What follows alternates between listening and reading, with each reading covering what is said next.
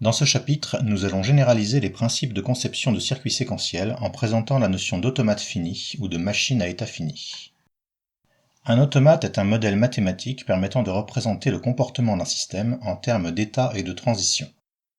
La notion d'état est difficile à définir en soi. Ce mot peut désigner différentes choses selon le domaine auquel on s'intéresse. Par exemple, en physique, le mot état peut désigner les formes que la matière peut prendre selon les conditions de température et de pression. Ce diagramme met en évidence les trois états de l'eau à pression atmosphérique normale. Les flèches représentent les conditions de changement d'état en fonction de la température. Ce deuxième exemple représente les modes de fonctionnement d'un lecteur audio. Dans l'état arrêt, la position de lecture est initialisée au début du morceau de musique courant et le lecteur est en attente. L'appui sur le bouton play fait passer le lecteur dans l'état lecture. Dans l'état lecture, le lecteur joue le morceau de musique. Si l'utilisateur presse le bouton stop, le lecteur retourne dans l'état arrêt. S'il presse le bouton pause, le lecteur passe dans l'état en pause. Dans l'état en pause, la lecture est interrompue. Si l'utilisateur presse le bouton stop, le lecteur retourne dans l'état arrêt et réinitialise la position. S'il presse le bouton play, le lecteur retourne dans l'état lecture et poursuit là où il a été interrompu. Dans la suite de cette présentation, nous allons étudier un exemple complet dans lequel nous irons de la modélisation d'un système par graphe d'état jusqu'à la synthèse d'un circuit. L'objectif est de perfectionner notre robot afin de lui permettre de parcourir un labyrinthe de façon autonome. Pour ce faire, nous allons équiper notre robot de 3 capteurs qui lui permettront de détecter les obstacles à l'avant, à gauche ou à droite. Pour trouver la sortie du labyrinthe, le robot utilisera une technique simple consistant à longer le mur situé à sa gauche. Le trajet a été représenté en rouge sur la figure. Faisons un inventaire des situations dans lesquelles le robot pourra se trouver et des décisions qu'il devra prendre. Nous pouvons identifier 4 scénarios. Premier scénario. Au démarrage, le robot peut se situer n'importe où. Il part à la recherche d'un mur en avançant droit devant lui. Si en avançant il découvre un mur à sa gauche, et si la voie est libre devant lui, alors il poursuit vers l'avant en longeant ce mur. Deuxième scénario. Comme dans le premier scénario, le robot avance à la recherche d'un mur. Si en avançant il découvre un mur devant lui, alors il tourne à droite d'un quart de tour pour que ce mur se retrouve sur sa gauche. Une fois la rotation terminée, son capteur gauche ne détectera pas forcément un mur tout de suite, comme le montre la figure. Le robot repart en avant à la recherche d'un mur. Troisième scénario. Le robot est en train de longer un mur. Tant qu'il détecte le mur sur sa gauche et que la voie est libre devant lui, le robot avance.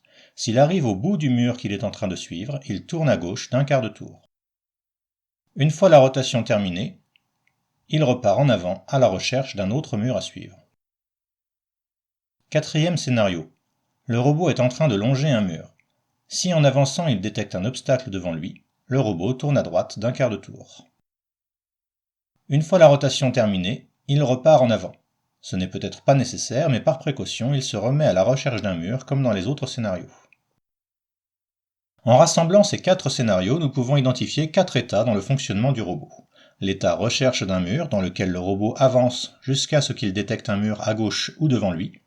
L'état suivi d'un mur, dans lequel le robot avance jusqu'à ce qu'il cesse de détecter un mur à sa gauche, ou jusqu'à détecter un mur devant lui. Les états rotation à gauche et rotation à droite, où le robot effectue une rotation d'un quart de tour. Dans un graphe d'état, les nœuds représentent les états et les arcs représentent les transitions possibles entre ces états. Une transition est associée à une condition qui, lorsqu'elle est vérifiée, déclenche un changement d'état. Dans cet exemple, les actions que le robot va effectuer sont déterminées par l'état dans lequel il se trouve. Dans les états recherche d'un mur et suivi d'un mur, il avance. Dans les états rotation à gauche et rotation à droite, il tourne sur lui-même dans un sens ou dans l'autre.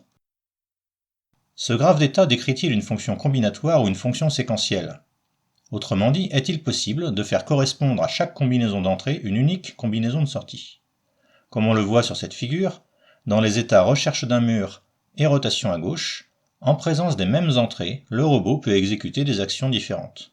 Nous sommes donc en présence d'une fonction séquentielle. Nous allons formaliser le comportement du robot sous la forme de 2 fonctions. La première est la fonction de transition, qui traduit les changements d'état possibles et les conditions qui déclenchent ces changements d'état. Dans ce tableau, pour chaque état et chaque combinaison possible des entrées capteur avant, capteur gauche et fin de rotation, nous avons indiqué à droite l'état suivant calculé par la fonction de transition. Par exemple, dans l'état recherche d'un mur, si le capteur avant et le capteur gauche valent 0, le robot reste dans l'état recherche d'un mur. Si le capteur avant indique 1, il passe dans l'état rotation à droite. La seconde fonction est la fonction de sortie. Dans cet exemple, elle associe à chaque état les commandes à appliquer au moteur du robot. Par convention, nous ne mentionnons que les sorties qui sont actives, c'est-à-dire celles qui doivent être mises à 1. Dans l'état recherche d'un mur, les commandes moteur gauche reculé et moteur droit reculé sont à 0. Ici, les actions sont indépendantes de l'état des capteurs. Cela veut dire que, dans l'état recherche d'un mur, si le robot détecte un mur devant lui, il va avancer quand même un peu avant de passer dans l'état rotation à droite. Dans la suite de cette présentation, nous allons proposer une autre fonction de sortie pour éviter ce problème. La fonction de transition et la fonction de sortie que nous venons de présenter définissent un automate fini, ou une machine à état fini, respectant le modèle de Moore. Dans ce modèle, on peut construire le graphe d'état en associant à chaque état les sorties qui doivent être activées, en bleu sur la figure. Au cours de son fonctionnement, tout se passe comme si le robot parcourait le graphe d'état en suivant les transitions et en exécutant les actions qu'il rencontre dans chaque état. Au démarrage, il se trouve dans l'état recherche d'un mur, où il met à 1 les sorties moteur gauche avancé et moteur droit avancé. Il reste dans cet état tant que l'expression non capteur avant et non capteur gauche est vraie. Lorsque l'expression non capteur avant et capteur gauche devient vraie, le robot passe dans l'état suivi d'un mur. Dans cet état, il met à 1 les sorties moteur gauche avancé et moteur droit avancé. Il reste dans l'état suivi d'un mur tant que l'expression non capteur avant et capteur gauche est vraie.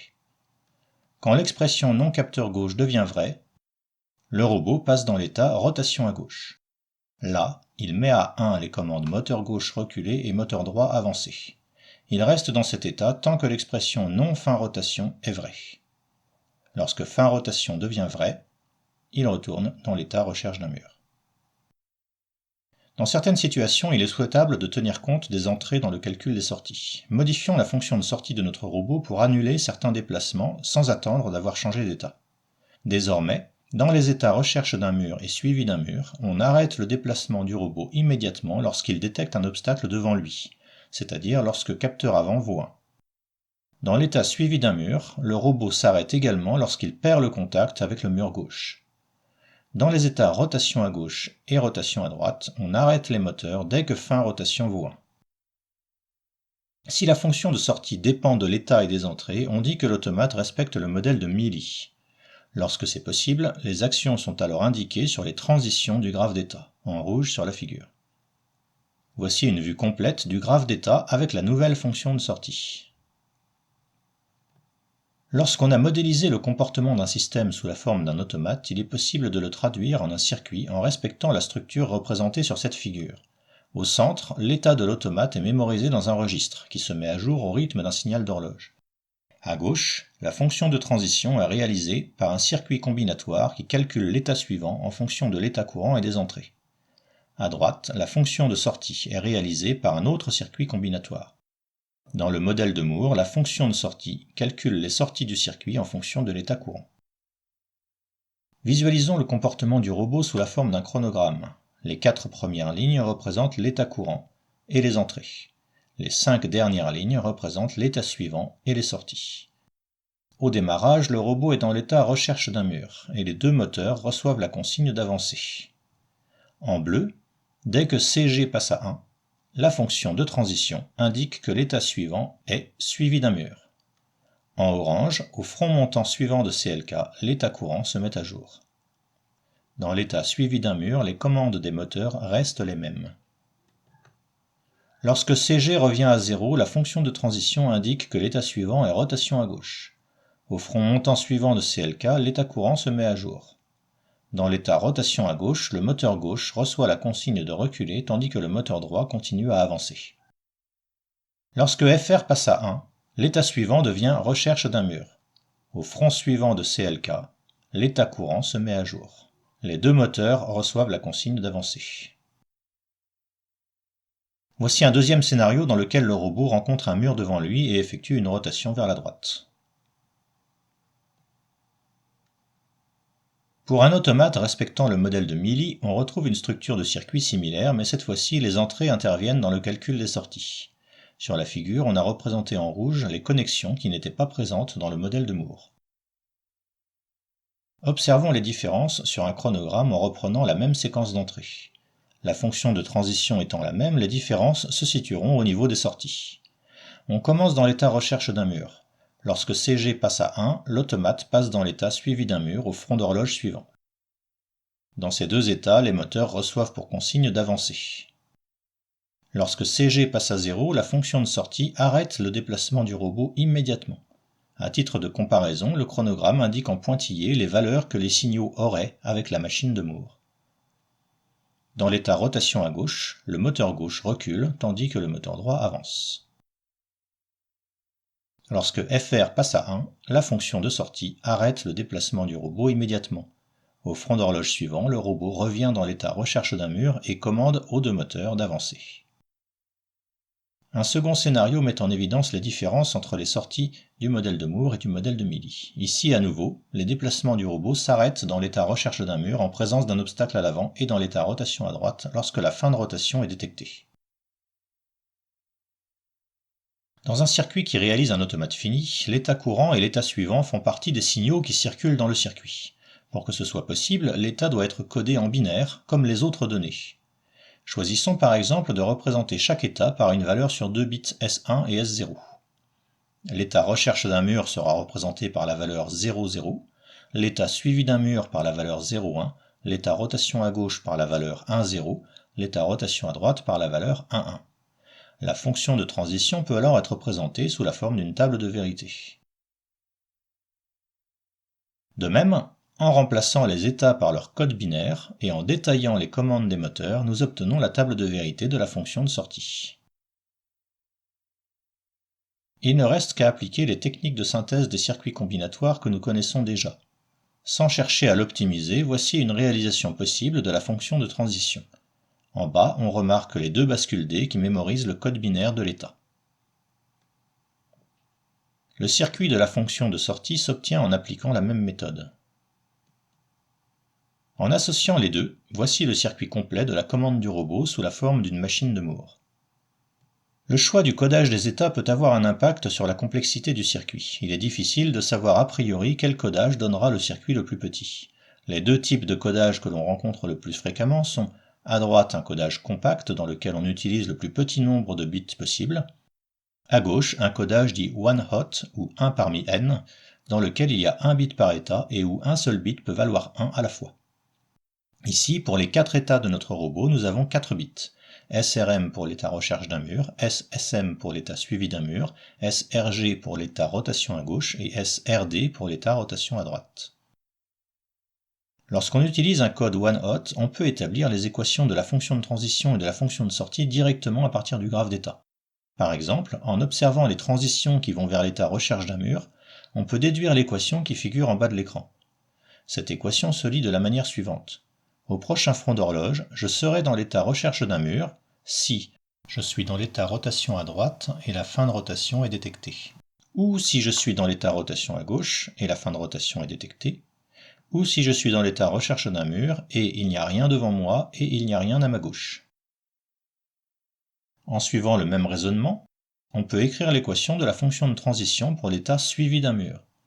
Au prochain front d'horloge, je serai dans l'état suivi d'un mur si je suis dans l'état recherche d'un mur et il n'y a rien devant moi et il y a un mur à gauche. Ou si je suis dans l'état suivi d'un mur et il n'y a rien devant moi et il y a un mur à gauche. Au prochain front d'horloge, je serai dans l'état rotation à gauche si je suis dans l'état suivi d'un mur et il n'y a rien à ma gauche, ou si je suis dans l'état rotation à gauche et la fin de rotation n'a pas été détectée. Au prochain front d'horloge, je serai dans l'état rotation à droite si je suis dans l'état recherche d'un mur et il y a un mur devant moi, ou si je suis dans l'état suivi d'un mur et il y a un mur devant moi et il y a un mur à ma gauche, ou si je suis dans l'état rotation à droite et la fin de rotation n'a pas été détectée. Les équations des sorties s'écrivent en regardant dans quels états ou sur quelle transition chaque sortie est active. En utilisant le codage one-hot, nous obtenons un circuit différent qui contient généralement moins de portes logiques, mais plus de bascules D que la version avec codage compact des états. À titre de comparaison, voici un tableau qui résume le nombre de portes et de bascules utilisées par chacune des deux versions. Nous avons calculé le nombre de transistors correspondants. Les deux versions possèdent presque le même nombre de portes logiques, mais la version avec codage one-hot, à gauche, utilise de plus petites portes, à 2 ou 3 entrées. En revanche, elle utilise 4 bascules D, là où la version avec codage compact n'en utilise que 2. Le codage one-hot devient intéressant si on utilise une technologie où les bascules D sont abondantes. C'est le cas des FPGA dont nous parlerons dans un prochain chapitre. Depuis le début de cette présentation, nous avons passé sous silence la détection de la fin de rotation. Nous savons seulement qu'un signal fin de rotation passe à 1 lorsque le robot a accompli un quart de tour. Nous ne chercherons pas à proposer une solution robuste à ce problème. Pour des raisons pédagogiques, nous allons faire une hypothèse naïve. Supposons donc que le robot réalise une rotation d'un quart de tour en 1 seconde. Quand le robot entre dans l'un des états rotation à gauche ou rotation à droite, il faut donc mesurer 1 seconde avant de mettre à 1 le signal fin de rotation. Dans un circuit numérique, la seule référence de temps est le signal d'horloge. Mesurer 1 seconde revient à compter un nombre bien choisi de fronts d'horloge. Pour compter les fronts d'horloge, on réalise un compteur modulo n, où n est le nombre de périodes d'horloge dans 1 seconde. Sur ce chronogramme, nous avons représenté la valeur courante k de notre compteur et sa valeur suivante k étoile. On voit que le fonctionnement du compteur est commandé par la machine à états. Le compteur ne s'incrémente que dans les états rotation à gauche et rotation à droite. Dans les autres états, il reste à 0. Pour obtenir ce comportement, nous procédons de la manière suivante. Dans l'état recherche d'un mur, on remet le compteur à 0. Comme on ne peut pas agir sur la valeur courante du compteur, on indique la valeur que le compteur prendra au prochain front d'horloge. Dans les états rotation à droite et rotation à gauche, le compteur s'incrémente. Le signal fin de rotation est remplacé par le résultat de la comparaison entre k et n-1. Dans l'état suivi d'un mur, le compteur conservera sa valeur. Si l'automate a été réalisé en choisissant un codage compact des états, le calcul de la valeur suivante du compteur se fera en fonction des 2 bits d'état S1 et S0. Sur ce schéma, le multiplexeur choisit la valeur suivante du compteur entre 3 possibilités. K étoile égale K plus 1 pour les états 1, 0 et 1, 1, rotation à gauche et rotation à droite. K étoile égale K pour l'état 0, 1, suivi d'un mur. K étoile égale 0 pour l'état 0, 0, recherche d'un mur. À droite, le signal fin de rotation est le résultat de la comparaison entre K et n-1. On obtient un schéma similaire avec le codage one-hot. Dans tous les exemples que nous avons présentés ici, nous avons réalisé ce que l'on appelle des circuits synchrones. Nous avons respecté une règle de conception qui consiste à relier les entrées CLK de tous les registres à un unique signal d'horloge. Nous allons détailler les raisons de ce choix dans la présentation suivante.